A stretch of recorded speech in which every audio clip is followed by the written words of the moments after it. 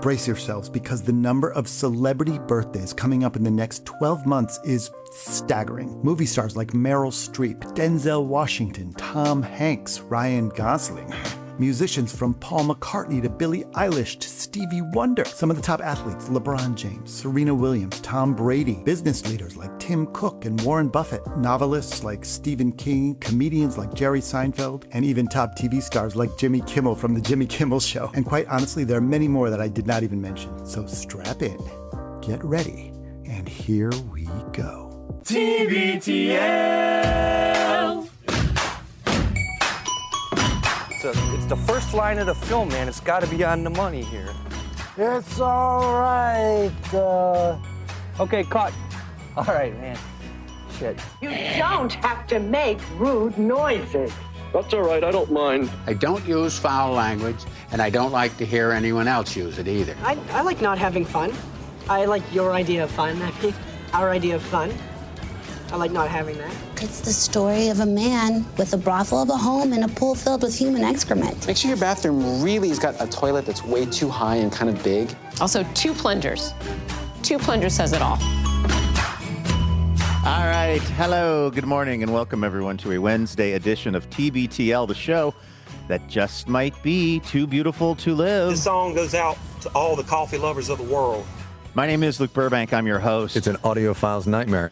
Coming to you from the Madrona Hill studio, perched high above the mighty Columbia, where it's actually in the moments that I'm coming to you in, which is my way of saying, as of right now, oh, Ma, I can play this drop. It's just beautiful. A few minutes ago, I would have had to play this drop probably. Because it was raining and it was cold, but now it's blue skies and sunny. So I'm going to focus on that part of the weather experience today. It's April the 15th. It's tax day. So you got my money? So the best news for you, the TBTL listeners, is that we don't have the rights. We can't play the song Taxman by the Beatles, which you've been hearing on all of your morning radio around the country today.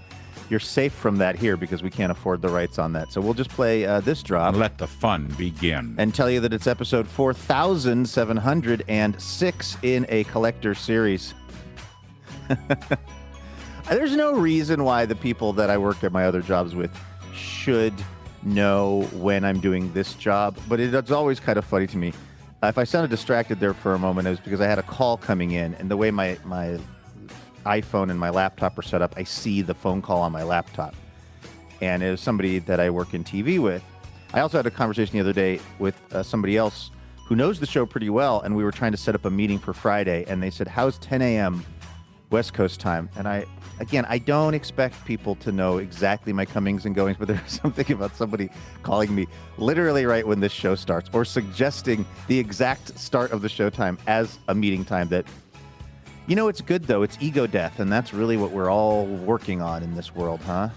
I am not the main character in these people's lives. They have no way of knowing what I'm doing on this Wednesday morning, which is telling you about a musical breakthrough that I had yesterday. Does this sound like a musical robot? And speaking of music, we've got an update on Chappel Roan. Can you verify? Can you give me some 411? And we'll do all of that with the help of this young man. He is the person responsible for that maniacal laughter you just heard from me, because not only is he he's the longest running Cobra of the show, maybe best known for his depictions of the top shifts, but he's quite a prankster, because right after I get done with that rant and I'm still talking and it's not yet his time to talk, he starts calling me. I'm trying to use the phone! He's Andrew Walsh, and he's joining me right now. That's a pretty good spoof, buddy. Yeah, I wish I could have made it audio in some way. I wish I could have made it ring, but yeah, I was calling you. It would be interesting if you had picked that up. I guess you started that by saying other people shouldn't really know your schedule, like, because you do I would a lot say of things you should. But I should at least know when you're recording TBTL. If there's one person who should know when you're recording TBTL, it's probably me, I will say. And then to a lesser degree, TBTL employee numero uno, John Sparrow. But definitely you and I should know when the show is happening. If I'm hearing you talk, if I'm looking at you and hearing you talking, I probably shouldn't call,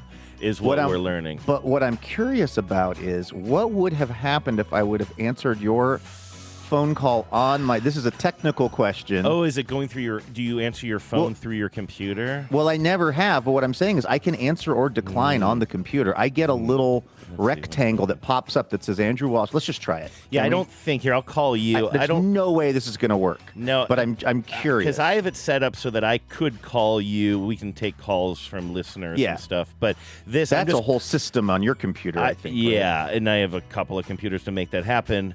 Now I'm calling you on my cell phone. I'm putting on speakerphone. So what I'm curious of, so it's going to come through. I'm going to accept. But what I think is going to happen is, all right, Andrew, I'm talking to you.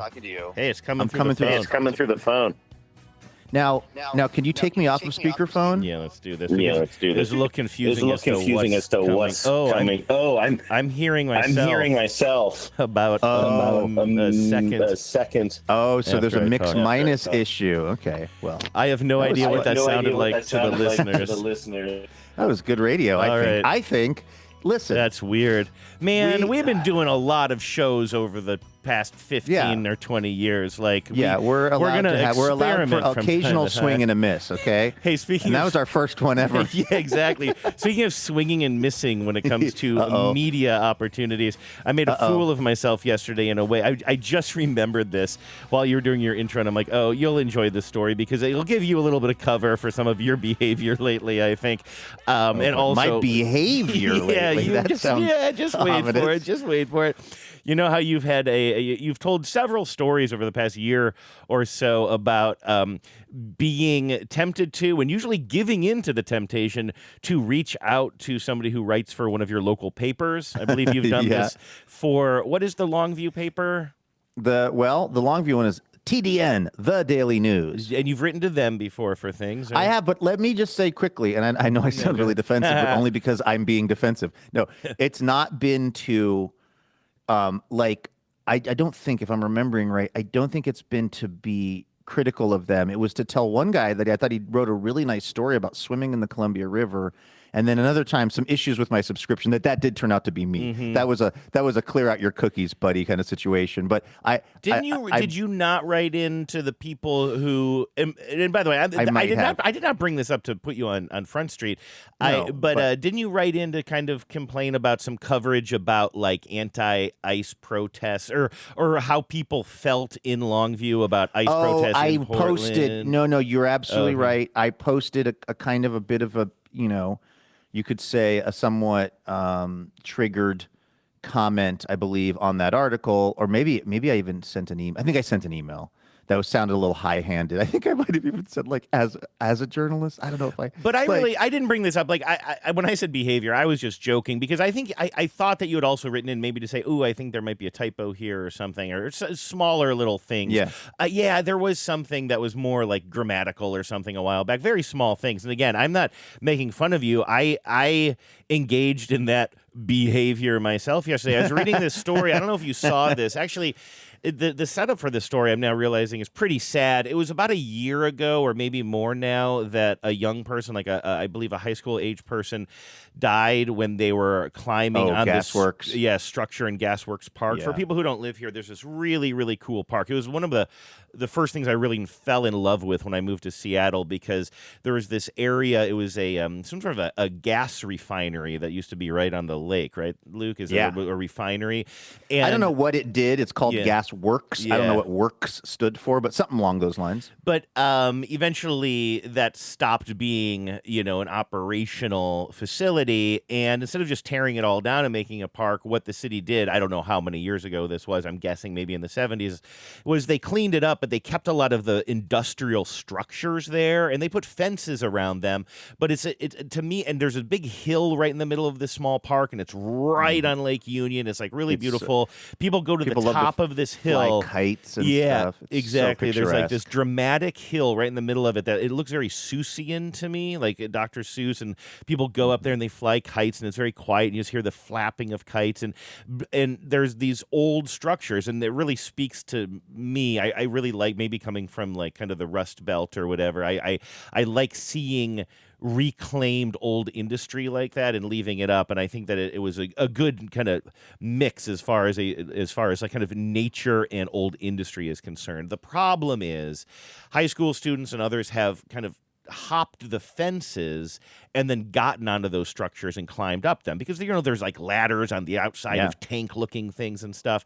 And unfortunately, as I was starting to say, a high school student died in the past year or so because they were climbing that and they fell down. And I mean, obviously, you can't even begin to put words to the tragedy there and how the family feels. So, of course, the family and others have been fighting for a while to say, hey, listen, you got to remove the ladders from those things. Again, the ladders... Is it just the ladders? I thought it was the whole thing. I don't think anybody was advocating. I haven't read in on the story. Oh. No, I don't think anybody has been advocating to take the whole thing down. Why is there even an argument about the ladders? Well, it was kind of funny because I was on one of the KUW properties at one point, and I was kind of like, I don't know, just make the fences a little bit higher. Like I was like, just make the fences higher or something. Like, don't ruin the look of these things. Because I know there were some proposals about sort of art fences, right? That were like kind of using this problem of needing a better fence to make it into its own project, which would both be safer and a little bit more interesting. Which I don't know that cool idea. I'm trying to think if I had heard that or not, or if I'm hearing it for the first time. That's an idea. But basically, and again, just to be very clear, these ladders, you have to already breach the fences to get to it. Nobody's supposed to be on these ladders. And so that's why I was kind of like, well, let's just make them less accessible. Let's not like kind of strip these structures, and they are protected. This is where it gets kind of interesting, but kind of complicated from a kind of city department standpoint, is they are on the official list of historic structures or places or whatever. So you have that department in the city of Seattle that is arguing to not change them. And then you have there's a Department of Safety or something like that, Construction and Safety or something like that, and they've been pushing to remove the ladders, but they're kind of at loggerheads there, and you have other, I think, kind of interests in it. Anyway, I was reading an update on the story yesterday in the Seattle Times. A piece was written by, I'm looking for her name, Catalina Gaitan. Yeah, Gaitan. Do you know it's Gaitan? I'm just curious because I was going to say Gaitan, but I don't know that I'm right about that. I was just guessing. I was wondering. I was guessing too. Anyway, in this story where there's kind of a lot of back and forth between departments and various spokespeople and whatever, there is this sentence: once the Parks Department's permit application has been approved, the agency can start working on the project. Seattle Sims, another Department of Construction and Inspection spokesperson, said Friday by email. I know I stumbled a lot on that. It's a hard sentence, but it's also somewhat oddly structured as well. But it says, once the Parks Department's permit application has been approved, the agency can start working on the project. Seattle Sims, another Department of Construction and Inspection spokesperson, said. So the spokesperson's first name is Seattle? That's what it says, Seattle Sims. And I was like, this is a complicated story. Yeah, and so... And I'm like, I think that's a typo because there's just like this whole article is a lot of ping-ponging back and forth between Seattle Department of this and that and spokespersons who are speaking and not speaking and all this stuff. So I wrote, and then I was like, I don't think that's right. So I quickly went to the website of the Department of Construction and Inspections, and I saw that they have somebody named David Sims, I believe. And so I wrote, and this was just yesterday. I had too much time on my hand. This is what happens when I wake up too early to take the dog out to pee. I wrote an email because the reporter's email address is at the bottom of the article. I just wrote, hey, Catalina, your article about Gasworks Park quotes someone named Seattle Sims. I obviously could be wrong, but I'm guessing that's a typo for David Sims at the Department of Construction. And then I cited Andrew, parenthetically, reader in North Seattle. And I sent it, and then I totally forgot about it. And then yesterday in the afternoon, I got this. Hi, Andrew. Thank you for reading and writing in. In this case, the department does actually have a spokesperson whose first name is Seattle. You can find her here, listed in their staff directory, and I appreciate you checking, Catalina. So very nice, nice tone, but also it must have felt so good for her to be right about that. Nobody likes being corrected. And again, she was very, very sweet. But to be able to say, like, here are the receipts, and it's a very, by the way, the link she sent, I don't even understand how it works. It's like some sort of a... I'm at Seattle Sims' real website, which is seattlesims.com.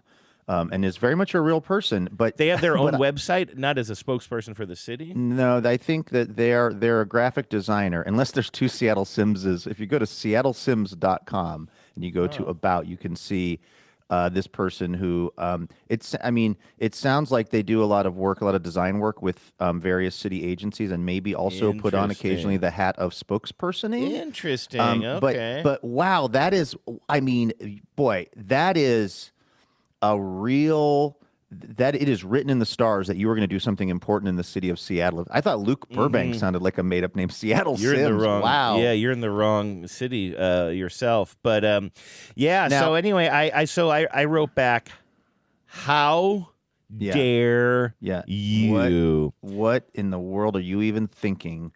That I'm glad. Obviously, your tone would always be, cordial. That's just sort of how you are, and I'm glad also that the reporter took it in stride.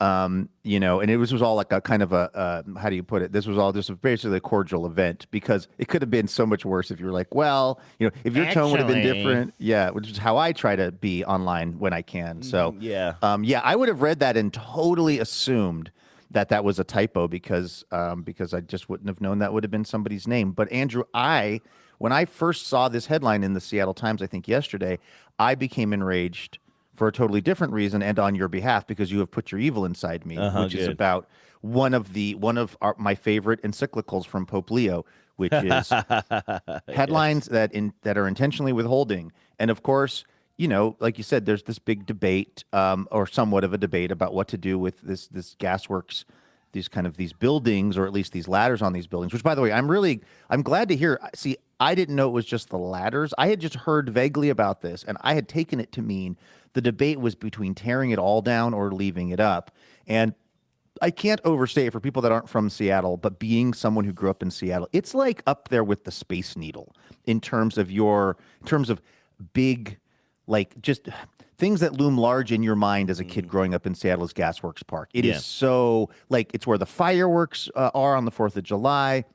It's arguably one of the most, as you said, one of the most beautiful viewpoints in the whole city. It's just like, it's one of the top 4 or 5 things that you just know about in the city when you're a young person growing up in Seattle. It's so treasured and beloved. And I was kind of bummed when I was thinking it was going to be torn down. But this, to me, is a much more reasonable thing would be, why don't we take the ladders and the platforms off so people can't climb as easily? But here's the thing. The Seattle Times headline was, Seattle officials seek, well, nope, sorry. That's actually not the headline I was referring to. It was, I think maybe I've fallen into, here was the 2 days ago, the headline, City tips the scales on the fate of Gasworks Park.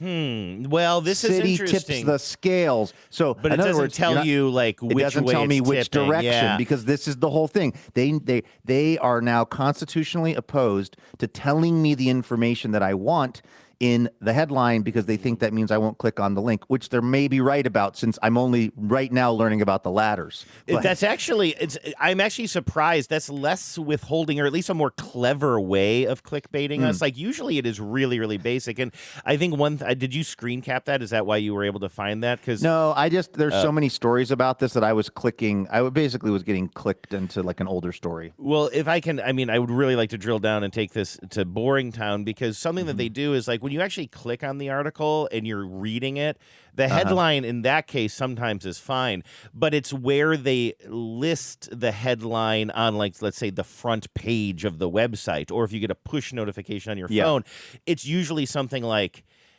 this Seattle landmark might be changing soon. You know what I mean? The fact that yours even said Gasworks was interesting. I'm just kind of surprised. They've really got you begging for scraps, Andrew. Oh my, yeah, exactly. The fact that, oh my God, they told you what park it was. It's like they told you it was in Seattle. They're like the party full of newspapers now. They won't give you any of the important information until you give them your personal information. It's bananas.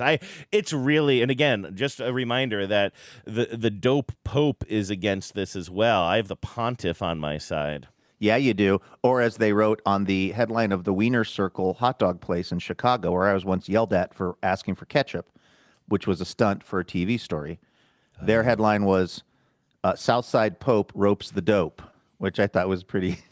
It was an anti-Trump statement. It was ropes the dope. Okay, yeah, it was a rope-a-dope joke. But if you've been to the Wiener Circle, you know that they don't take any crap around there. And the idea that they are also that they're also loving that the Pope is giving it to the current president, and that they're based in Chicago.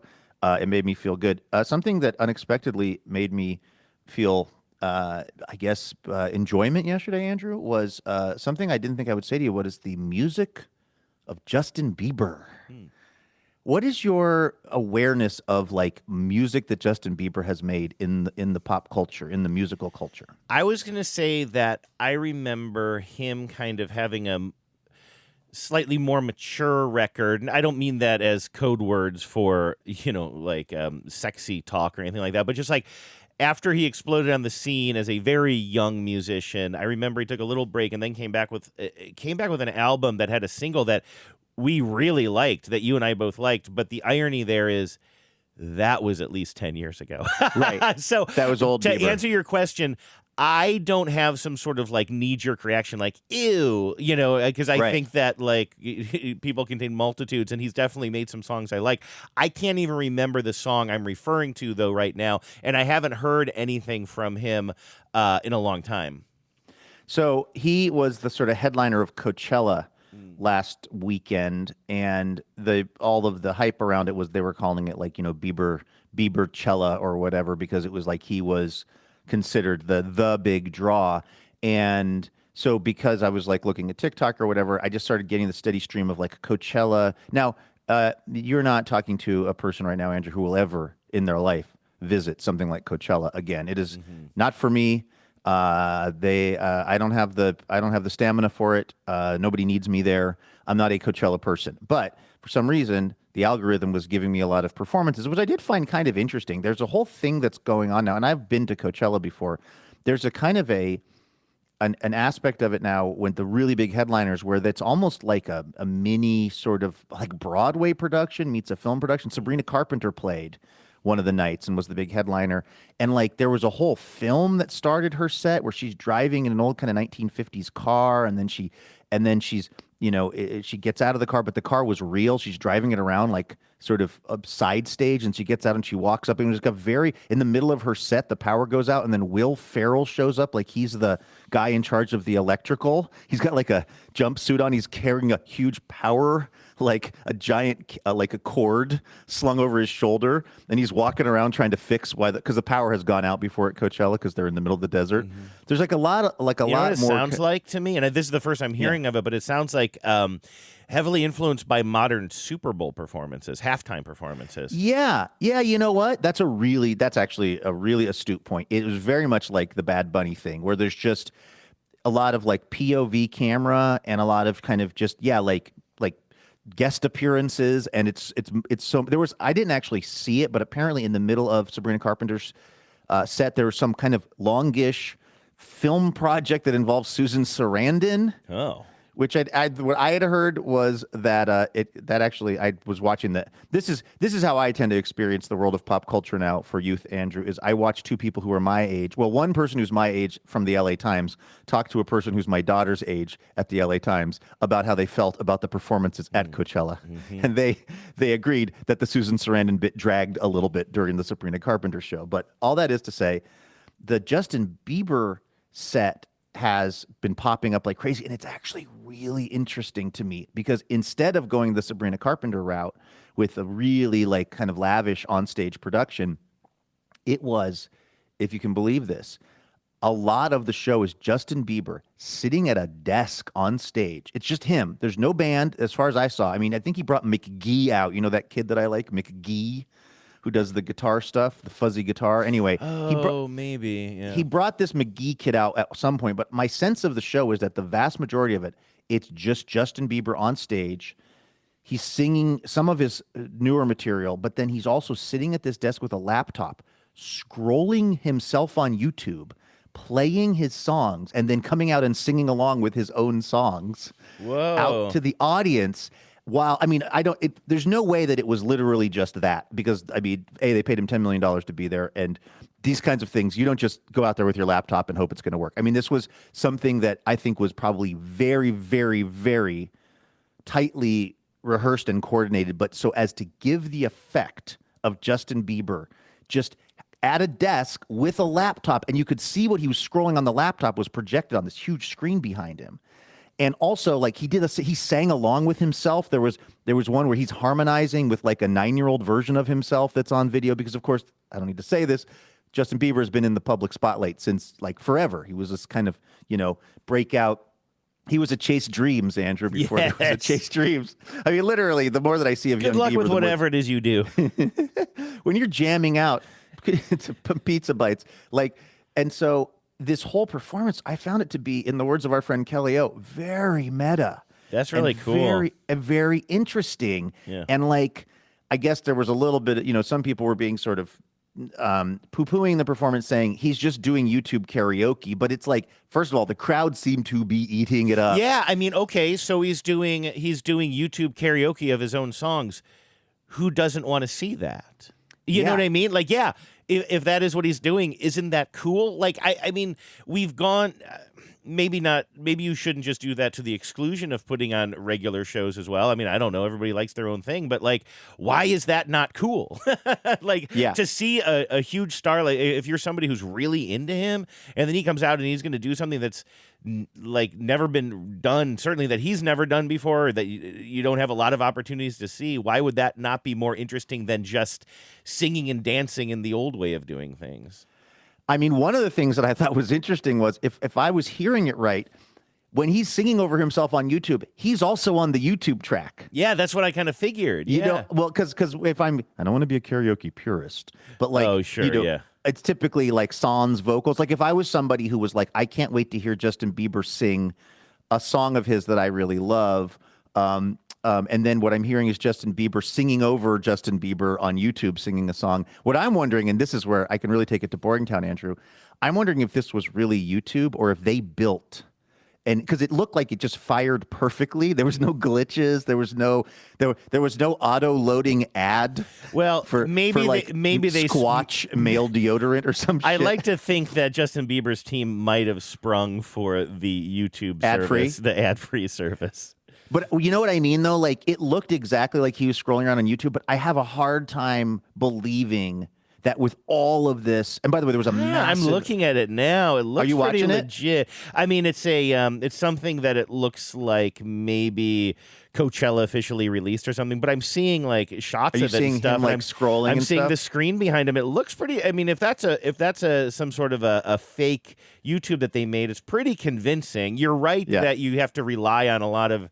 How many times has YouTube done us dirty on this show? Yeah, but with there's a lot, no stakes. But when you're putting on any kind of a show of this magnitude, you're relying on a lot of AV stuff to work. So I don't know. Right. So I don't know. I mean, if it was a mock-up of YouTube, that was great because it was totally convincing. If it wasn't, that's pretty cool that it all worked. Whatever. I thought it was a really interesting, compelling way to do a show like this. And also, of course, it was very much, I think, there's been also a lot of speculation that this has to do with who owns the rights to what Justin Bieber music, because what happened was Justin Bieber, I guess, was in a little bit of a financial pickle. How much of a financial pickle can you be in when your wife is, I believe, maybe a billionaire from her fashion brand? But I didn't know he was married. He's married to a woman named Hailey Bieber, who is herself a very, very model and a fashion influencer, and the daughter, Andrew, of, I would say, arguably one of the weirdest Baldwins, Stephen Baldwin. Oh, that isn't Barney. Was he Barney Rubble in Viva Rock Vegas? Oh, was he? And he's the one who's pretty. He's very religious now. He's very right-wingy. Yeah. He's always been. I want to say he was in Biodome. Also, he's always been. He was in The Usual Suspects. That was he was really good in that as well. But then he sort of spun off into I would say less and less compelling projects, and then seems to happen to a lot of these guys as their marketability seems to wane.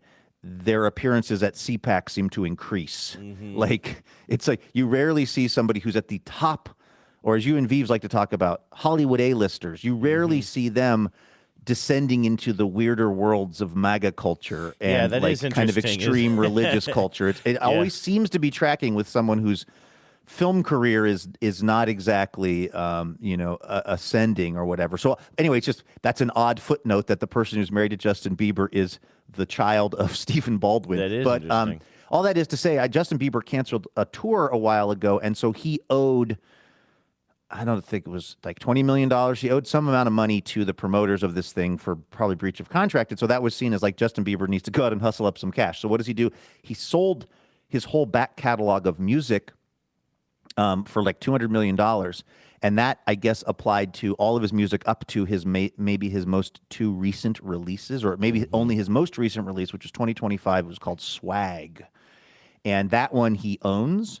And so the theory was he came out and he performed, like legitimately performed some of his songs off of his newer album that he owns, that's his music. And then for the stuff that he doesn't own, that's him sitting at the desk YouTubing with himself. And that what he was trying to do was kind of highlight and make his, again, the music that he gets paid off of, really elevate that in popularity. But what that meant was I ended up in watching clips of this concert, hearing some of this stuff off of Swag, and then going and like actually just like putting the album on yesterday while I was just like doing some stuff around the house, and it's like really good. Yeah, I'm not shocked by that. And he's probably got great producers. Yeah. I mean, it also helps that, that McGee guy that I played on the show, I think, I don't know, a year ago or something, I got kind of like obsessed with him for a minute. The whole album sounds, he's only credited on one track, but he plays this certain kind of dreamy guitar, fuzzy guitar thing that I really like the sound of. And there's a heavy influence of this kind of McGee style of music and this other producer and performer named Dijon. Actually, Dijon is the reason that Kendrick yells mustard. Oh, right, that track, of course. Yeah, right, that's the same dude. Yeah. But this Bieber album, it kind of falls... There's sort of this Swag. I wish it wasn't called Swag, but hey, nobody needs me to weigh in on Justin Bieber naming conventions. But it just sort of exists at the intersection of this certain kind of like, I don't know what you'd even call it, a style of pop music that I'm really enjoying right now that involves a lot of kind of like fuzzy vocals, fuzzy guitar vibes. It's very vibey. Mm-hmm. And I really like it. So, and I wasn't, I was not somebody who was anti Justin Bieber. That wasn't my personality, but I had no particular thought on him. And I was listening to that record, so I was like, oh, well, this is why he's one of the more popular artists in the world. Yeah, His right. music is good. Well, I think I told you, I'm trying to remember who the artist was. I think I know, but I was at the pool in Croatia at this incredible Airbnb. That's a pretty cool sentence to get to say. Yeah, exactly. And a bunch of us were hanging out at the pool, including our friend Toon, who of course works for the Grammys organization. I believe is like maybe number 4 in charge of the exactly. Grammys. And of course, you guys have been close for a long, long, long time, and you know that she's always been very into music, even before that was her job. And anyway, and she's one of the coolest people I know, and we're all like out by the pool or something, and she's in charge of the music, and she's just playing some playlist that she had made for herself, and I know some of the music and some of it I don't. And then there's a song that's on, I'm like, and I think I maybe keep asking her, I'm like, oh, what's this? Okay, cool. And then a song comes and I'm like, ooh, this is good. What is this?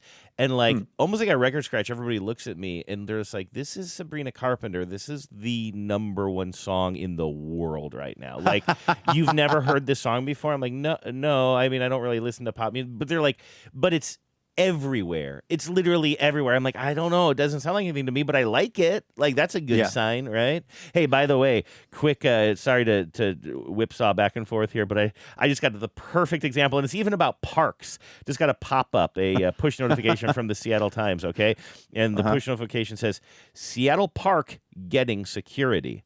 And then it says, to deter illegal activity, a popular Seattle park will be patrolled overnight by private security this summer. I promise you, if they just said, I think I know what park this is. It's the one that you were mentioning would be good for dogs over like on the Magnuson? I think this is Magnuson because I was reading a story about how there's like there's some actual low-income housing, I believe that's in the park, but then there's a bunch of really, really rich people who live around the park, and so it's a little bit controversial that, for some reason, this is where they're going to be doing, wait, that's police patrols, though, so this might be a different story. But anyway, the Seattle Times here says, to deter illegal activity, a popular Seattle park. I promise you, if they had just said the name of the park, it would be less characters than writing a popular Seattle park. You know what they are?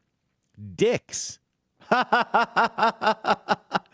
Well, I mean, let me just stand up for them for a what minute. are you playing? Go ahead, play it. Yeah, other sideism. You go play the backing up. You're backing up from my hot take. It's very rare that you're backing up from my hot takes. I don't want any part of this. No, I mean, I do actually. I do find it annoying. Although I guess what I'm trying to say is I didn't know the important details of the Gasworks story because I had in fact seen the headlines and never gone past the headlines. So I'm a little bit of an example. But of course, the thing about that is the Seattle Times is not structuring these headlines the way they are because they want me to know more about the world. Right. They are structuring the headlines the way they are because they want me to click more about the world. Like, you know what I mean? So if the Seattle Times was like the only way we can get Luke to be more knowledgeable about the world and enriched by our coverage is to force him to engage with the article. I mean, first of all, that'd be a little like paternalistic, but I could handle it. Yeah. And it's not what they're doing. It's just, their job is to put out information as journalists, not to count clicks. What did you think about I don't know if you saw this, but it was a pretty interesting piece. Now we're just going to descend into Seattle Times talk when really we need to descend into Chappel Roan talk. But because we have a pretty significant update on that one. But anyway, there was a piece in the Times, I want to say like 2 months ago, that was it seemed anyway to be a pretty damn glowing. I think it might be because Frank Blethen was retiring, right? Was he? And I think he was the Blethen that was in charge. It's a family-owned newspaper. And I think Frank Blethen, he was the son of the not the founder of the paper, but the Blethen patriarch, I guess. This guy was the next one. And the article, it was kind of a love letter to this guy who I think has been sort of, let's just say a somewhat controversial figure over the years, having to do with his politics, his feelings on labor, his shooting of his neighbor's dog, among other things. I didn't know about that. Yeah.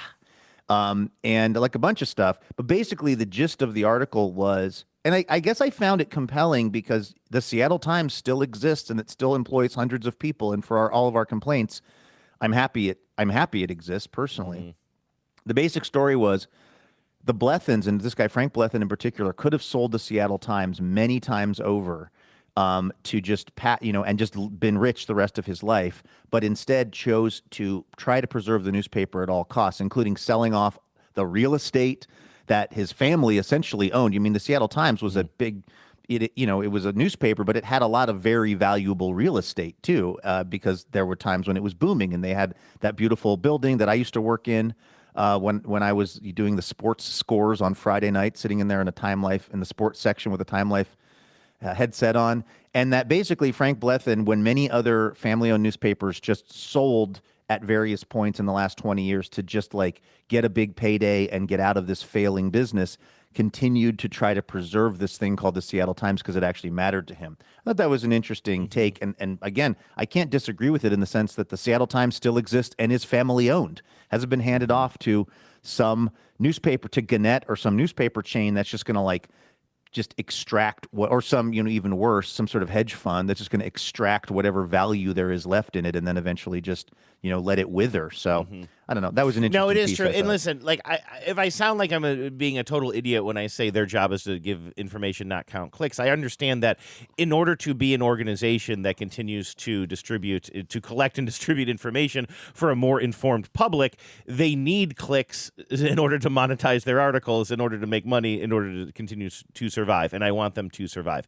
So I do understand the connection there. I'm not a complete idiot when it comes to these things, but there's got to be a middle ground. Again, I do believe that the job of a headline is to give a certain amount of information, and then the subheadline is to give more information, and then the article is to give the rest of the information. And that is the way it works. And I do believe there are ethical obligations around that, and it does, I believe, cheapen the entire experience of the newspaper. But you're absolutely right. If the Seattle Times goes the way of so many other newspapers that are just absolutely gutted and run, like what's happened to the Plain Dealer in Cleveland, a newspaper I grew up with, it's just like, it is, it's gut-wrenching because it's gutted. It's absolutely gutted. They took they basically fired everybody, and they took the 3 people who were working on the digital side and said, you run the whole newspaper now. That's my understanding of things. Might be a slight gloss over the details, but it's just like, a formerly like institution that had hundreds of reporters going out and spending time and digging up stories that are good for the community and good for the voting public. Like what's happening is terrible. So you're right. Like if the Seattle Times has to do, kind of crappy things that maybe they don't like in order to stay afloat so that they can continue to do some good work, well, then I do understand that to a degree. Did I tell you, and this is the person who told me this listens to the show. She's a friend of ours. I want to be careful here. I think it's okay for me to say this on Deep Background if I don't identify the person, but she had told me that she knows somebody whose job it is either to publish the headlines or make the headlines or something, or is in the Seattle Times as part of this conversation. And she said that, I have a friend who complains about that. And the person who works there said, we call that hiding the pickle. And now I'm always saying, and so, that pisses me off even more. It's like, you think you're being so freaking cute. You're so clever. And now when I see something like that, this Seattle park has this famous person visiting them in this famous month. You're just like, you're hiding the pickle. I'll hide your pickle. Now, I want you to know that the Cleveland Plain Dealer, which now I believe publishes at cleveland.com, they are still doing some original reporting, including this community news piece I just saw. Vigilante AI pedophile sting draws rebuke from Fairview Park police chief. That's a sentence that could only exist in 2026. I need to hear that again. You Vigilante need to know, first of all, AI. that I was born in Fairview Park, by the way. That's where I was born. Wow. Yeah, that's my birthplace. And also, the guy who runs Neptune Records was also born in that same hospital because he and I have talked about that before. And so now say the sentence again, slowly. I don't understand any of the words in the sentence. I want to be very clear about this. Vigilante AI pedophile sting draws rebuke from Fairview Park police chief. Okay, yeah. So it's like you really have to. This is where I know that's not a sentence; it's a headline, but this is where diagramming really comes in. So the sting is the object, and the three words before that are modifiers. The sting is a pedophile sting. It's an AI pedophile sting. And was there one other modifier to describe the sting? Vigilante. Vigilante. Right. Okay. Now it's piecing it together. There's an AI vigilante pedophile sting, and the sheriff doesn't like it. Who doesn't like it? Yeah, because basically what I think probably happened was we don't need to waste any TBTL time on this, but it's the what's his name? It's the what are you doing here guyification of America. Sure. Yeah. Chris Hansen, when they would do those TV operations where they would set up a house and then they would go online and they would use, police or basically actors or people to pretend to be underage people and interact with folks, and they would show up and then they would say, what are you doing here? That whole kind of thing. That has gone away on the network level because I think it was legally very questionable and they were getting sued left and right. I didn't know that. That's why that To Catch a Predator was what that whole show was called. That stopped happening, I don't think because of a lack of popularity. And in fact, it is compelling television. But now there are just all of these self-styled, I guess, pedo busters that are just doing this on the side, but then filming it and putting it on YouTube and then getting lots of follows. There's just a bunch of freelance television shows where guys, generally speaking, are doing this.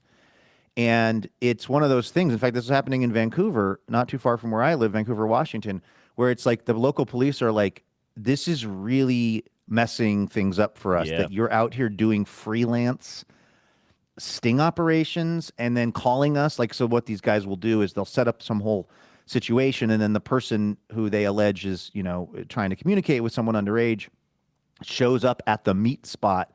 And now these vigilantes, I love the meat spot. They're not down in South Seattle, the barbecue joint. Yeah, everybody. Love it. Yeah, the line is too long though. Most of the time, I try to go there maybe on a Monday or Tuesday. Right.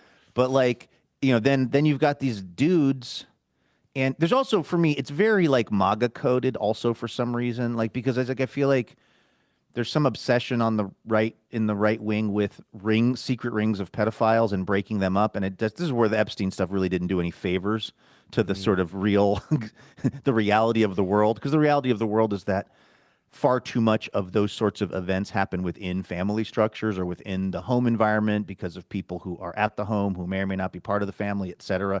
It's not as cinematic as a global cabal. And then you got Jeffrey Epstein kind of being like, hold my beer. But anyway, all that is to say, these guys are just like roaming around doing this shit. And then the police are usually like, the police who, by the way, on any other day would like these dudes, right? They're all cut from the same cloth. They're all guys wearing Black Rifle Coffee T-shirts and murdered out flag hats. But in this case, the police are like, this is kind of complicating it for us because now you're calling us to come out and arrest a guy for an investigation you did. Like, what's the chain of custody on your evidence? What do we do with this exactly? And there's a word that describes it. Some people call it catfishing. Some call it to catch a predatoring. In Jesus's day, it was called pulling a Judas. I almost used that. I literally had that tape in our intro package today, but then it didn't fit for some reason, so I took it back out. So when you said to catch a predator, I needed to just clear that out of my brain. Thank you. You did have an old school one in there that made me so happy. In today's? What was it? Today's. I think it was like maybe the second piece of tape in there. By the way, that was David Wayne in the intro tape, and because I can't ever leave anything alone or trust you like the American, Andrew. You like the American movie drop at the very beginning? Yes, that was just like a warm bath. It's the first line of the film. It's got to be on the money. It's all right. It's okay. By the way, the intro tape, if you missed it yesterday, Andrew brought out, I thought, a very successful celebrity birthday segment. We're going to do that more. That might be a regular Monday feature or something. I love it. I had a great time with that. But then in the just the oddest bit of coincidence, while I'm probably eating my lunch or something, I'm doing a little scrolling on the TikTok as I do, and I get this clip from David Wayne, who we love. Of course, David Wayne, the director behind, so he was part of The State, that sketch group. He's, Wet Hot American Summer. There's a million things, Wanderlust. He's done a ton of things that we like. And he just, for some random reason, at the day that we did a impromptu celebrity birthday segment, does a very funny bit where he's basically saying, if you missed it, in the next 12 months, we are going to have some real celebrity birthdays. Of course, the joke being that, yes, everyone alive on the planet will have a birthday. Well, everyone who's ever been alive ever in the history of the planet, how about that? Will have a birthday in the next year. But the way he frames it is just so funny and kind of over the top. By the way, the reason I'm distracted there for a second is because in looking up what I played in that intro package, I just opened up like the files that I used to open that. I accidentally stopped our recording. Luckily, I have like 2 backups running now, but I've just made my post-show production way more difficult because we just lost like a minute of you talking on the main mix. So was it that important? It probably was, and I was even thinking this is one of those things I'll probably forget to fix, and then people will all write to me and say there was a glitch in the show. But I put a note here. I've highlighted it on my show sheet. It says "messed up recording!" ! Grab audio from backup! ! All right. Well, if we start hearing from people, I'll know that those notes were not enough to help you remember, but we'll see. This podcast producer made a big boo-boo in today's show. You'll never guess which podcast producer failed to record 1 minute of the podcast. We was hoping for some razzle-dazzle. Razzle-dazzle. That's right, man. Razzle-dazzle. On your mark. On your mark. Get set. Get set. Now ready. Ready. Go. Everybody razzle. All right, let's thank some dazzling donors. These folks are keeping TBTL going day in and day out, 4,706 episodes into this project with their donations. This is 100% listener supported, and it's thanks to folks like Teresa Truex in Seattle, Washington. What up, Teresa? Hey, Teresa. Thank you, as always. Says, hi, friendos. Another year of my favorite imaginary friends making me laugh and helping me cope with, well, everything. I'm fairly certain I'd be far more unhinged without you. I'm endlessly impressed by your ability to spend an entire segment on what most people would call a completely banal topic and somehow make it mesmerizing. It's not a dig, it's awe. Wow, thanks, Teresa. The sheer volume of words you can produce is astounding. That's like the kind of thing. It's not a dig. It's like, you are so brave to wear that outfit. Exactly. The amount of mouth sounds you can make is truly troubling. I'm not sure I have that many words in me, and I'm endlessly grateful that you do. I look forward to every single episode, every single night. Aw, Teresa, really, that's so sweet. I mean, I will say that we do hear from folks occasionally who are, and again, I don't know where Teresa falls on this kind of continuum, but there are people who are not as verbose as you and I, Andrew, and some of them have reported that it's like kind of nice to get to hang out with us and not feel like you have to sort of like bring anything to the table. There's no pressure on you to keep the conversational hacky sack going. We got it covered over here. Yeah. In fact, we got it over covered over here, and you can just kind of like chill with us and be part of it at a level that feels comfortable to you. So I understand that, by the way. I know this isn't about me, but I mean, I don't think that people would understand that. I mean, this probably is not true in the times that you and I were hanging out a lot. I don't know if this is probably not how I came off necessarily, but certainly in this day and age, like I was hanging out with some friends who Genevieve knows better than I do recently, and like it was a nice night. It was like there was nothing challenging about the hang or about what we were doing, but it was just like it just felt like work. Sometimes, like, I'm just the type of person who, in a lot of social situations, I really don't want to talk. I'm happy to listen to other people, but I hate it when they ask about, like, well, how are things going with you? I'm like, I don't know. Like, now if we have, a dog, we can talk about the puppy or something like that, but I never want to talk about work or any, you know what I mean? Like, I understand that the people who are maybe feel a little socially anxious, I get it, man. It can be work sometimes.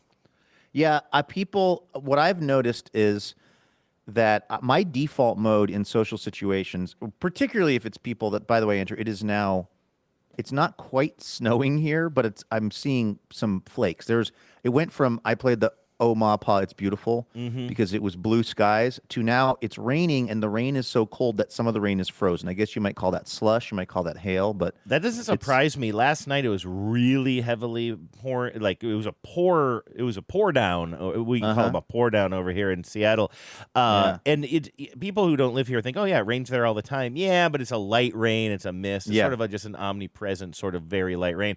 It was like a downpour here last night, and it was cold, and it was tough to train a puppy to pee and poo outside in that kind of weather. I'm looking outside the window right now, Luke. It looks like nighttime outside my window. Are we in for some sort of a huge system or something? I don't know, man, but it's rough out here. I was going to say that that my default setting in social situations now, particularly if I don't know folks, is to just basically kind of start interviewing them. And people will say to me, I mean, it's funny because I think what I've experienced is that people generally, a lot of people maybe who aren't you and I, because we spend an endless amount of time, see Teresa's previous comments talking about ourselves, that by the time I'm at that barbecue, I really don't have any need to talk about myself. But for a person who has a normal job where they don't do that all the time, they seem to respond generally somewhat positively to talking and about themselves and being asked questions. But sometimes people will go, I just realized I've been talking for like an hour. Oh, you're interviewing me. And I'll be like, I guess I kind of was. Not consciously, but that's mostly what I'm interested in now is other people. I think we've fully mined and explored the Luke Burbank experience at this point. I'm not going to say their names because there's no need to say their names, although it's not a super sensitive thing to say. But you saying that right now, something just clicked with me. You and I have two friends, mutual friends of ours, who both work in radio. Different, they're not connected anyway. But you and I have commented to each other about both of them having this tendency to sort of interview you when you get together. Yeah. And both of these guys are a little bit older than us. And so I'm just realizing now, that's just something that maybe happens to old radio people after a while. They just want to start interviewing the other person. Yeah. Teresa says, I am sorry, Sport Talk got trimmed back. I used to sound very informed when I could casually drop in a tidbit of sport that I learned from you in conversation. It made me seem far more knowledgeable than I am. Well, Teresa, dare to dream. Sport talk, particularly Mariner talk, I'm sure there's going to be a healthy dose of it this summer. All you need to do here, little advice for Teresa. All you need, if you're just like hanging out with somebody and the conversation turns to sports, all you have to say is, I hope Rob Refsnyder has a beautiful baby. while he's on paternity leave. There you go. That's all the sports talk you need. Just say, it's an old Irish blessing. May Rob Refschneider's paternity leave last all season. May the wind rise to meet you at your back. And may Rob Refschneider probably just go ahead and we can sit this one out based on your first. I don't know if you've heard he's a monster against lefties, Luke. That's what exactly. That's why he's 0 for 16 with 2 walks. Why do we have that ability as a team? I mean, I will say Josh Naylor stuff really flew in the face of that, thankfully. But, man, the ref, and again, it's early in the season. Teresa, see what you've unleashed? It's early in the season, and so, look, it's a long, long season. He may end up hitting 340 against lefties, and it'll all be great. But for right now, it just feels like the most Mariners thing, which is like you go out and you get this guy who's kind of got supposedly some upside. You pay him $6 million, and then he just decides to have the worst season of his career. This is just he was a lot of the Mariners. He was a bit of a bubble case anyway, but he should have a hit. Certainly, by this point, I would say. I think 1 out of 16. I noticed that it's 11-11 right now. Would you like me to read the rest of this note? Are you checking it with Becca? Right. You got it? I already sent the text. Okay, I'm good. Gotcha. Okay. I love the drops. I love the humor. This is me talking, by the way, Andrew. This is not Teresa's message. You're just taking a moment to think about what you like about TBTL. I love this for you. I feel like I've spent so much time asking Teresa about herself. I've done no talking about us. I love the genuine affection you have for each other and for us. I love that this whole financial model seems like it shouldn't work, and yes, it does. Boy, Teresa, you and me both. From your lips to God's ears. Like, every day I wake up and I just go, I'm actually having a conversation with a friend of ours. That was the person, Andrew, I don't know how much I guess you were clocking this at the top of the show because you referred to it as well, but like somebody that we know that's in the podcast space who was like, hey, I would like to talk to you about the TBTL model and how, which it ain't the first time we've had somebody who we know who's been very successful in the space kind of reach out and say, like, can we share information on how exactly this TBTL thing is going? Because somehow we're here and doing relatively okay, keeping it going anyway, when so many other people are up against some pretty significant challenges. Let's see. And honestly, this is now back to Teresa. Where else could I have shared my no anesthesia colonoscopy story? Remember that one? Who can forget, Andrew? I've tried. I've tried. You think Teresa remembers? I've seen hypnotists. I've done everything I can to forget that story. There aren't many outlets for that. Thank you for what you do for all of us tens. You've helped me through some tough times, and that matters more than you could possibly know. And if any of my fellow tens are looking to buy or sell a home in Seattle, I would love to help. Oh, wow. I've been with Windermere for 20 years, and I'm really good at what I do with appreciation and love. No mountain too tall. Teresa, that's Teresa Truex. Reach out to her at Windermere. Windermere is always the gold standard when I was a kid of real estate in the Seattle area. When I saw a house was being sold by Windermere, I'm talking like in the 80s as a kid, I'd be like, well, that's tall cotton right there. Really? That's how I am now. Obviously, I didn't know about it in the 80s, but when I see a Windermere, I'm like, that's a good property. No, it's definitely like it's a great company that's been around for years and years and years, and I'm very sure that Teresa is great at that job. So Teresa, thank you for all your support over the years of TBTL, and now you have some Refschneider content that you can share. That's right, and I'm just going to tag this here because Teresa didn't give her specific contact information. I would be more than happy to put you in touch with Teresa, so you can email me, andrew@tbtl.net, or john@tbtl.net, and either one of us will put you in touch with Teresa if you're looking to get a hold of her. That's right. Maestro? On your mark. On your mark. Get set. Get set. Now ready. Ready. Go! Everybody rattle. You know, the problem, Andrew, with the 11-11 texts is that it's a kind of a sort of a competition now between Becca and I kind of made it that way because there was a period of time where I was absolutely dominating the space. I was catching her at 11:11 a.m. and sometimes 11:11 p.m. in the same day. Ooh, you're having coffee those days, apparently. Coffee just at 8 kind of p.m. being, right, like a cool person does. And I sent her, she got the 11:11 message to me before I got mine to her today, and she just pointed out 2 days in a row. The problem is when if her message comes in first, and mine comes in second, it gives the appearance that like I forgot about it until she sent it to me, and I was scrambling to catch up. But the truth is, I had screen capped 11:11 at like 11:11 and 5 seconds. But then I was busy also reading the Dazzling Donor messages, and so anyway, that's we don't need to waste too much time on that now. No, let's waste some time on this because our next Dazzling Donor has a very economically timed message, or I should say it's not a long one. So I'm going to use some of their time. They're ceding their time to the gentleman from Seattle and from Fairview Park. I didn't tell you from Fairview Park. Baby Boy Walsh in Fairview Park, Ohio. I didn't tell you this on the show, but I play Wordle every single day. We talk about that a lot, and you try to build up as many successes every single day so that you have a streak, right? And my longest streak is 180 days, and then lately I've been getting up to into the 40s, 80s, and then my streak, I lose one, I can't figure it out or whatever. But something happened to me the other day. I'm on a 1-day streak again because I've sort of been disheartened. I believe it was over the weekend, maybe it was Sunday, maybe it was Monday. I didn't get Wordle simply because I didn't know the word. This had never happened to me before. Even after, I heard it happens to all guys, but even after dignity, it was self-respect. I guess it's the same thing.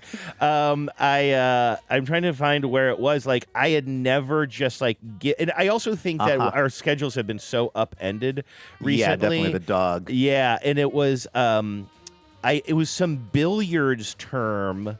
This is from late last week. I think it was a billiards term that is often used in billiards that has to do with it means ricochet or something like that. It's carom, Carom or something like carom. That. I've never heard of that word before. It was the first time in Wordle where I was just I didn't have a chance. I just didn't know that was a word. I can't explain it. It's it's different when it's you try and you run out of turns and then it's I was so close or there were only so many left or whatever. It's I'm looking at this now and I still don't. People have now told me what it means, but I would have never gotten it, which is kind of an argument for why you should just sometimes type in bullshit words and just see if any of them work. You know what I mean? Now, let me ask, do you remember, was it spelled, well, how many I'm sorry, I always have to ask. 5. How many letters? 5. Okay, 1, 2, 3, 4. It's Carom. Okay, because there's also, adding to the complication is there is a game called Carom that was spelled with 2 R's and is very popular in sort of South Asia. And it's a different game. It's kind of something between air hockey and billiards where these guys are always sitting around in these kind of smoke-filled rooms, sitting at this kind of low table, and you bounce these circular things off of the bumpers, and then they knock in other circular things. I think that's the same one. I don't think it's spelled differently, or there's alternate spellings, because Carom is a pocketless cue sport played on a table where players score points by hitting a ball that strike other balls and set a number of cushions.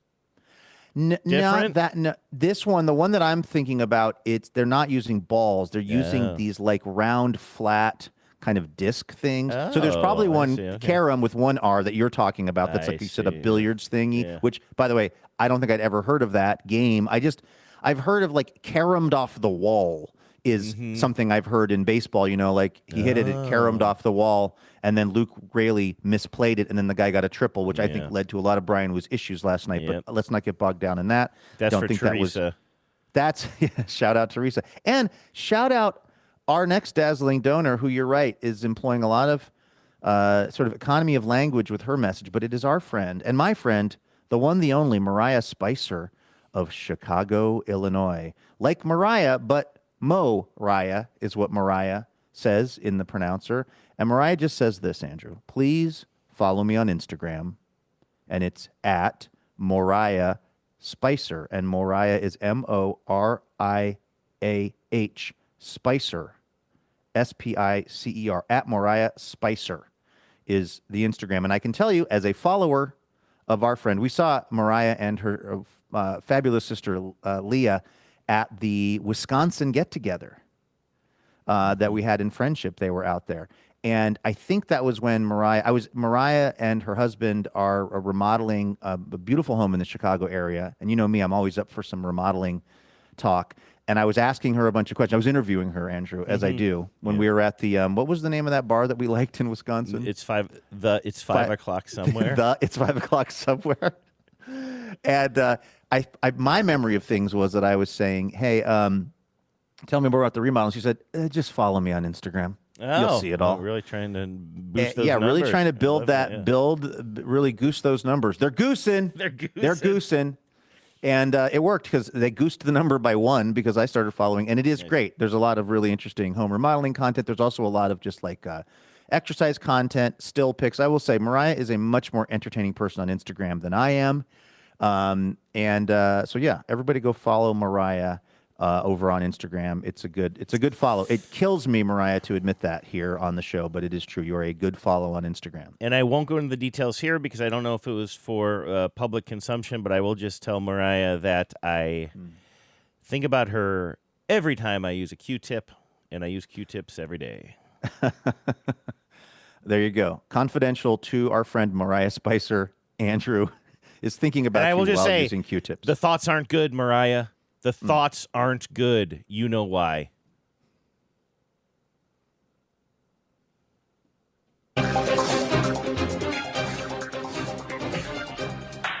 Hello and welcome to Top Story.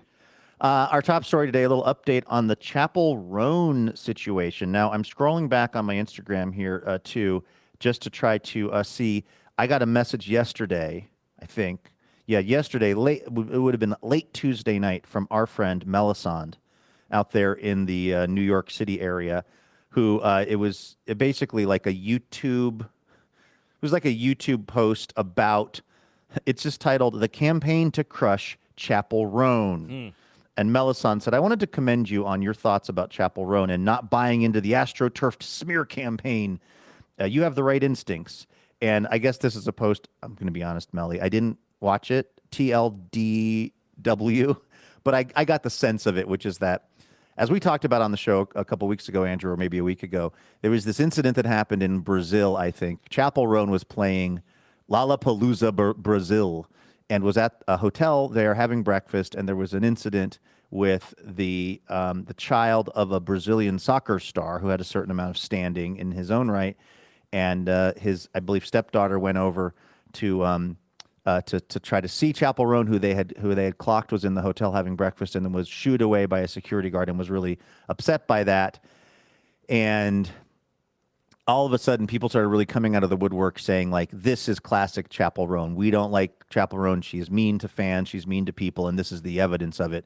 And I think you and I said, not knowing a lot about Chappel Roan or her fan base or really anything in this story, the idea that she was intentionally mean to a relatively small child over breakfast versus there was a security guard that was acting a little overly aggressive, it would seem much more likely that it was a security guard situation. Yeah, or right? I mean, my whole thing also was just like, I don't. The story wasn't so much that the kid was shooed away, but that like after the kid walked by the table, didn't say anything, but just like walked by the table and was looking at her because she's a fan.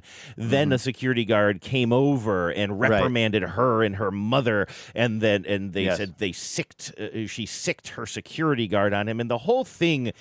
You told me about it on the show. I wasn't read into the story, but as you were telling me, I'm just like, this doesn't add up. I just don't think Chappel Roan is going around behaving that way. I just don't, because a kid looked at her, that just didn't add up.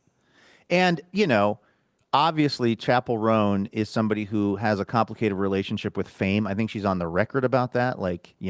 So, and maybe hasn't always in every situation. I believe she, got some heat a while ago for sort of calling out fans for feeling that they were entitled to a certain amount of her attention in public. Like, she's somebody who makes her music and is very popular now, but who is not doesn't seem like she has fully embraced the idea that because she's famous for her music, she has to be all things to all people all the time, which is totally fair. Yeah, it's kind of her right to be that way. And then if somebody doesn't like it, that's their right to not engage with the music. It seems like a pretty straightforward system, but here's a piece. Now, this isn't the YouTube thing that Melly sent me, but Melly, I wanted you to know I saw what you sent, and I'm putting you down as suspicious of the Chappel Roan hates children narrative. Okay, so I just wanted to honor that, Melly. This is a piece from the Washington Post written by Emily Yar. The headline here: "You won't believe which Seattle City park is having a change. The headline is that Chappel Roan hates children story. It was all a misunderstanding. And I'll be honest with you, Andrew, this is a kind of a rare, this is a rare moment when there's like a kind of an internet fight and you get something that really sort of approaches or represents a legit detente from one of the people involved. Can I just say they've kind of cleared the air from three different perspectives. The security guard had spoken out previous to this. Oh, I don't think I knew that. Oh, okay. I didn't remember it. You tell this story because I was reading slightly different source material than you. I was reading about this in Billboard magazine. So I'll give you the update on what the security guard said later. But basically, it was kind of like it's Chappel Roan. He wasn't even with her detail. Basically, he was Sabrina Carpenter's detail. I still don't know why he got involved, but it was totally. And he said that. He said, "Yeah, no, I shouldn't have done that." I think the soccer star is named Jorginho. God, my Portuguese it's just not what it used to be. The soccer star exactly basically what it used to be. It might be better than it used to be. I don't know. It's never been good. Basically, the Brazilian soccer star, I guess, went online and said, yeah, this was a misunderstanding, and I kind of made this into a thing that I shouldn't have, which, again, credit to the soccer star. You just don't, in this kind of first step forward, never retreat, never admit defeat or that you're wrong, give no quarter, all of this. He basically said, quote, "It's important to me that this is clarified fairly and accurately. I regret the impact this situation has had on Chappel Roan, Catherine, Ada, that would be his wife and daughter, and our family." He wrote an Instagram post to his 5 million followers. And he just basically said that, he said something completely disproportionate happened. This is after his daughter, he said, approached or clocked Chappel Roan or approached her. A large security guard came over and spoke to them in an extremely aggressive manner. This is the original post that got into it and said that there was disrespect and that his daughter was trying to harass Chappel Roan. It left the daughter in tears. This all led to this guy, the soccer player, just kind of going off on Instagram. And then that ignited this whole kind of backlash. Chappel Roan then recorded her clarification video, which again, on the one hand, I don't want to get into sort of telling people how their Instagram clarification videos are supposed to go because I just don't. No one appointed me that job, and I'm not internet savvy enough to know what the younger than me people are doing. But it did have an interesting vibe to it because I believe Chappel Roan was just kind of lying down on her bed while recording this video. I never saw it, but your description of that really sticks in my head. You said it was very laconic, right? Yeah, and again, Chappel Roan has the right to be lying down on a bed and talking into her phone if that's what she wants to do, but it added for some people to this feeling. Basically, the people that already wanted to dislike her took this as more evidence that she wasn't taking this seriously. And in that clarification video, she was just saying, I like children and I like having fans, and this story that I don't like that is totally not true. Well, the soccer player now said in his post, "I made my initial statement in the heat of the moment after hearing that my child and wife had been approached by an adult male security guard in an intimidating way. I reacted as any father would. My priority is and always will be protecting my family." I wonder how Jude Law feels about this because this is biologically Jude Law's child. But okay, that is exactly what I did, he said. But then later said it became clear that she, that being Chappel Roan, had no knowledge of what took place at breakfast and had not asked anybody to approach them. It was ultimately a misunderstanding in that respect, and I am glad to set the record straight. As far as I am concerned, this matter is closed. Then he included a link to the dunk-dunk sound from the Law and Order television show. No, he didn't. I just wish I had that ready to go. So there you go, Andrew. This is now, we can officially say that everyone involved. Now, what were the security guard cop to this also, you're saying? Yeah, so I'll read that to you in a second. I wanted to comment on the statement. I want to make a comment about the statement that you just read. Sure. When you put this in the show sheet, the headline, okay, this is sort of clearing the air, my initial response was, okay, so the soccer player has released a statement now.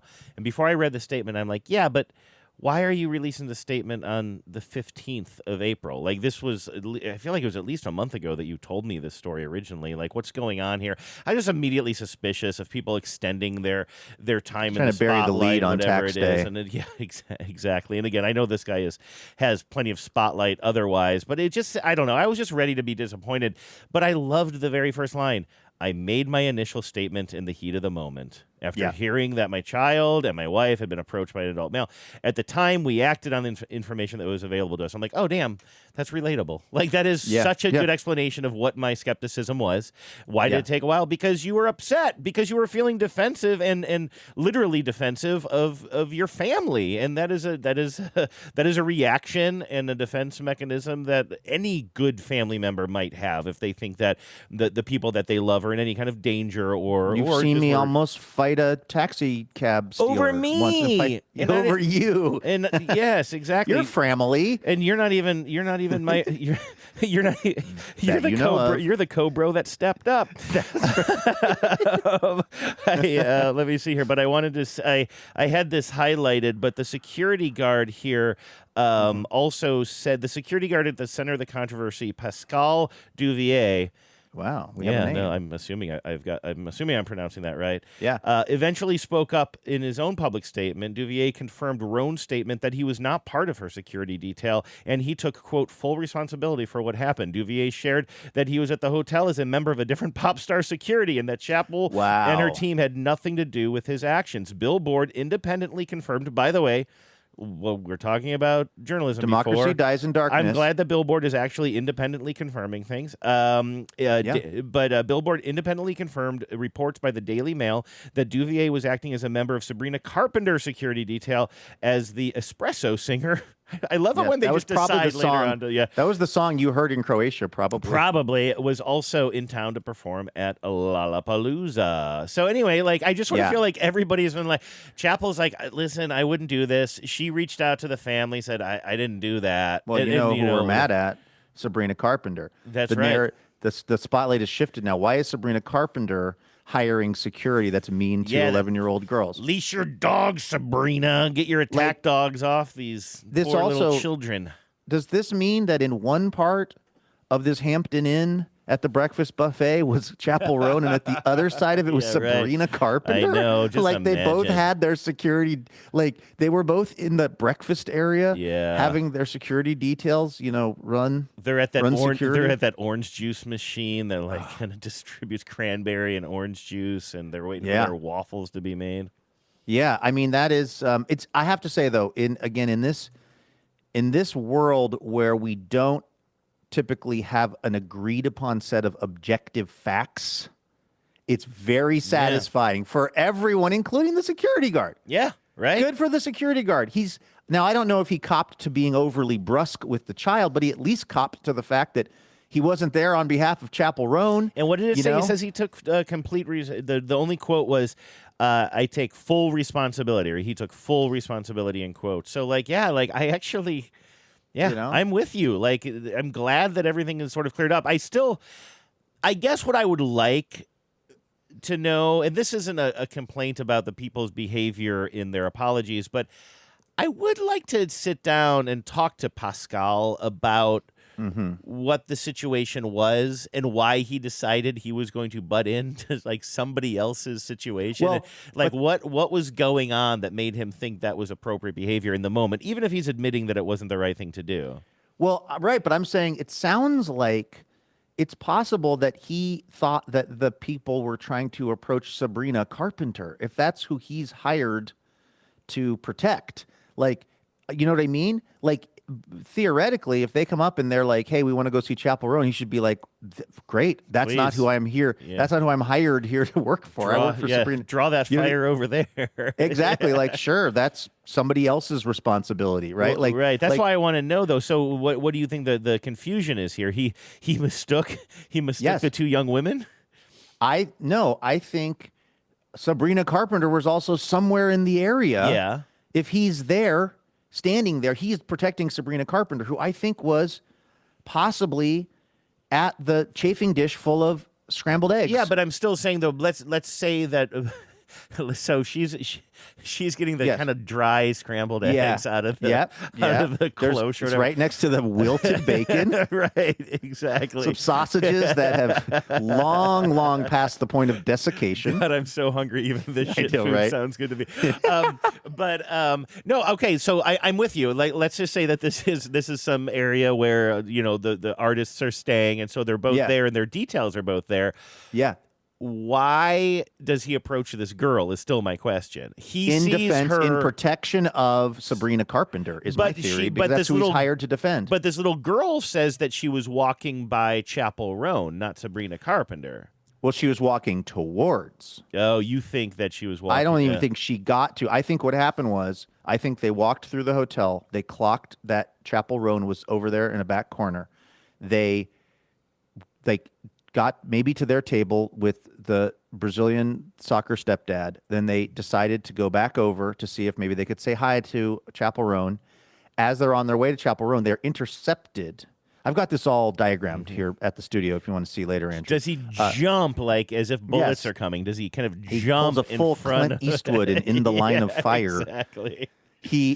I think maybe not literally, but figuratively, he is jumping in the way of a bullet that he thinks, a bullet of attention that he thinks is coming towards Sabrina Carpenter, because that's who he is hired to protect. And so as they're approaching, they don't even get the words Chappel Roan out of their mouth. They just say like, "Oh, we just wanted to say hi to her." He hears that.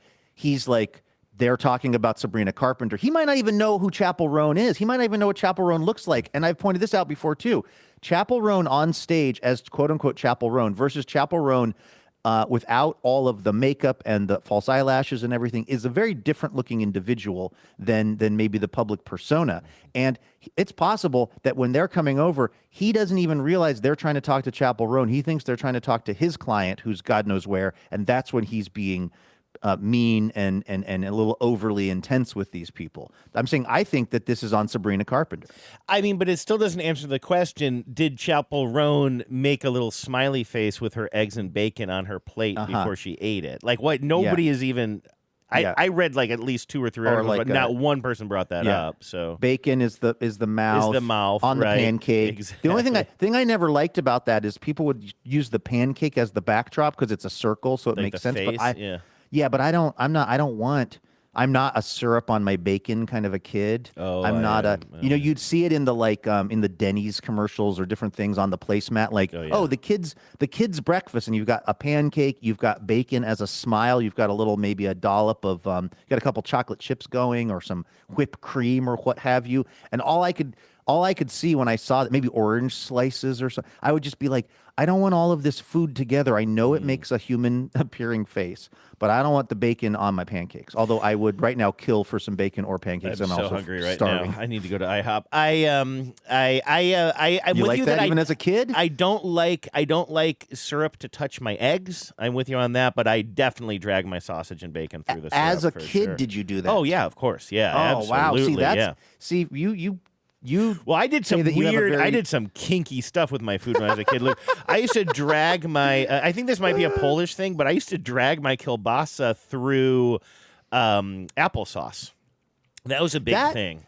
See, the thing is, that's the kind of thing as an adult I would really like, but that's a pretty edgy thing to do as a kid, because I feel like as kids, most of the time you're being like, this is the salty thing and that's the sweet thing, and knowing that there actually is a nice flavor profile completed by combining them, that's something I've come to much later in life. So that's actually kind of advanced. Now, can I just... What about Polish French fries and Frosties? Just asking about that. Did you do that as a kid? I did that as a kid. I didn't do that as a kid, but I did it the other night with Becca when we were coming home from a night out, and there may have been a certain amount of imbibing, and when we were in the Uber, we may or may not have had the Uber swangle through the McDonald's, where we may or may have not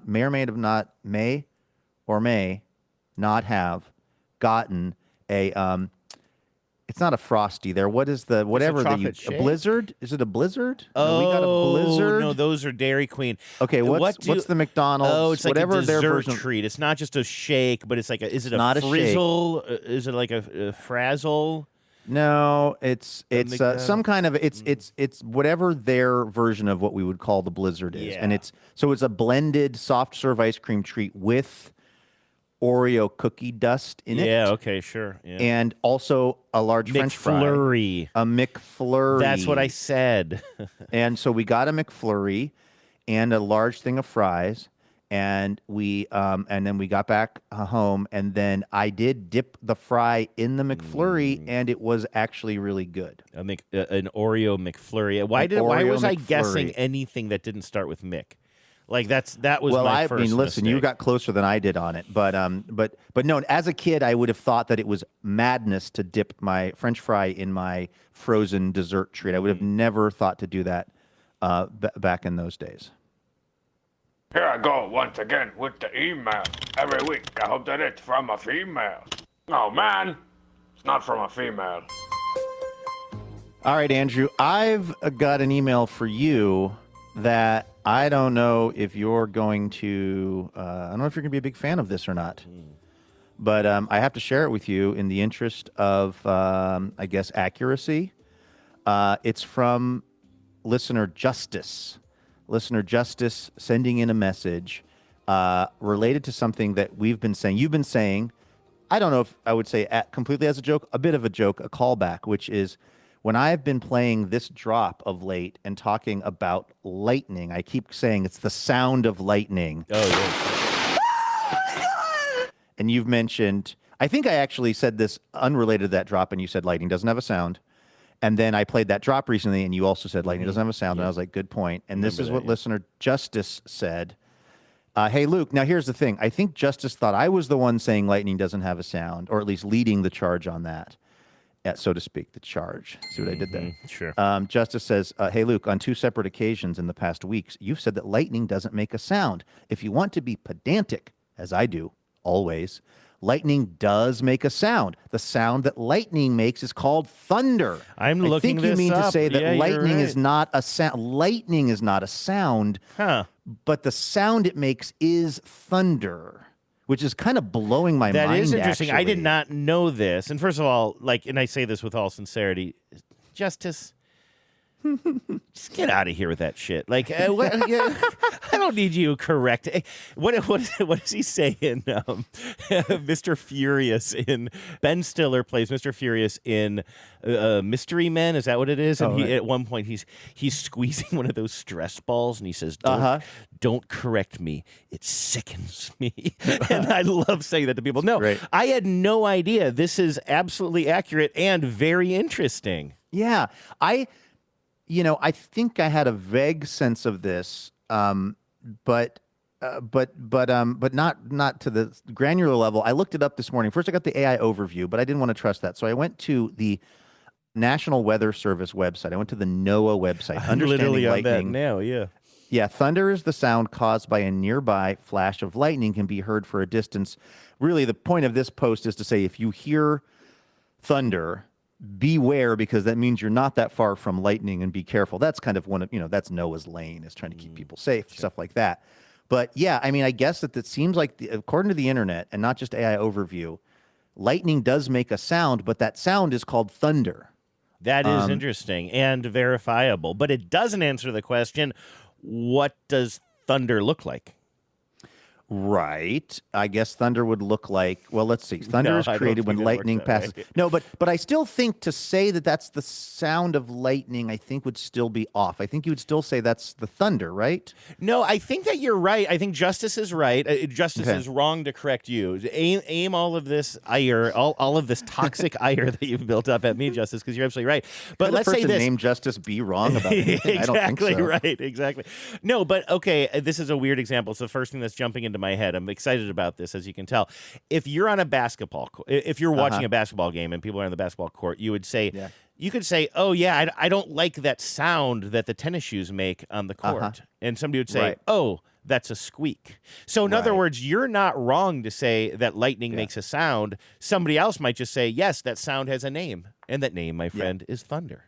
Yeah. I had no idea. Lightning and the thunder. See, this is what I was wrong about. I really did. I thought that the thing with what thunder was like the lightning comes through the air, and it's so hot that it vaporizes the air itself, and then there's a gap.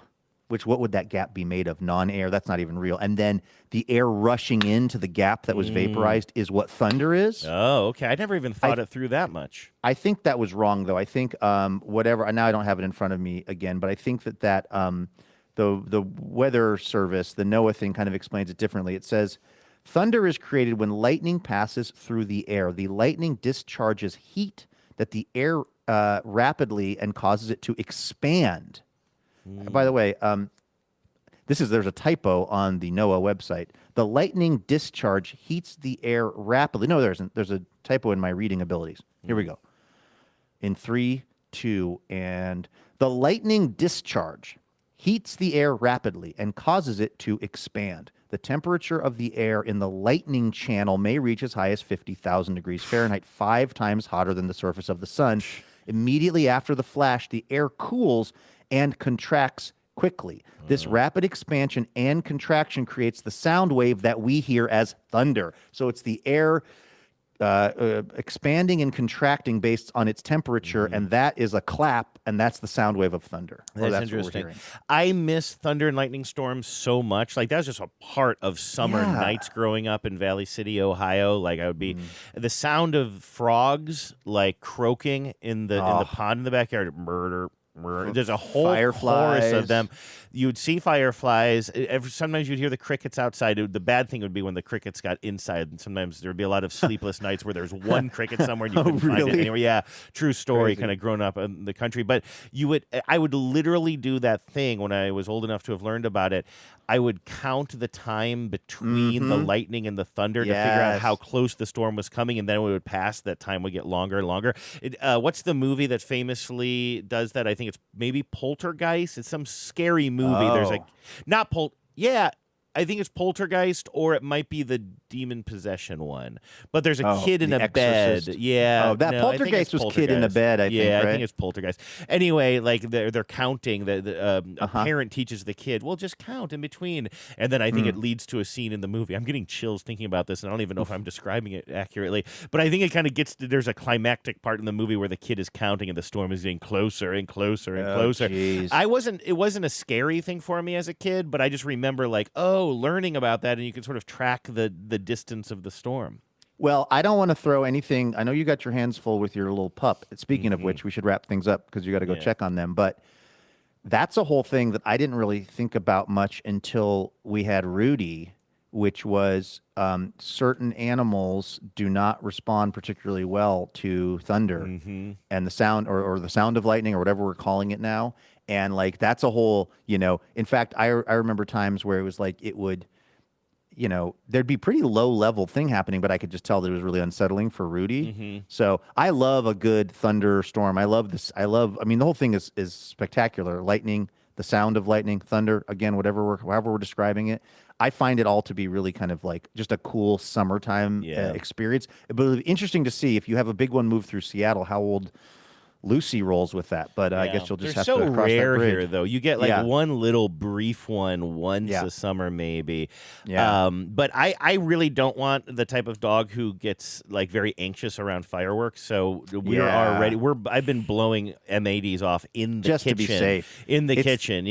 Kind of. It's the only way to really kind of toughen them up. Exactly. So that's what I've been doing. But yeah, Perfect. I should go check on those guys. We got all right. Bingo and Lucy are kind of keeping each other company upstairs, so gotta go see what the scene is. No, they're getting along like gangbusters. They're running around the house wrestling all the time. If I come upstairs, it's just like Bingo is just putting a joint behind his back because of he's been trying to teach Lucy how to smoke. Anyway, what's that water bubbling sound? Yes, that's right. All right, that's going to do it for today's episode. But we're going to be back here tomorrow with more Imaginary Radio for all of you. So come on by for that. In the meantime, let's have a great Wednesday. Let's make it a great Wednesday, people. And go Mariners, although that didn't work yesterday, but we're hoping today it does. Please remember also, no mountain too tall. And good luck to all. Power out.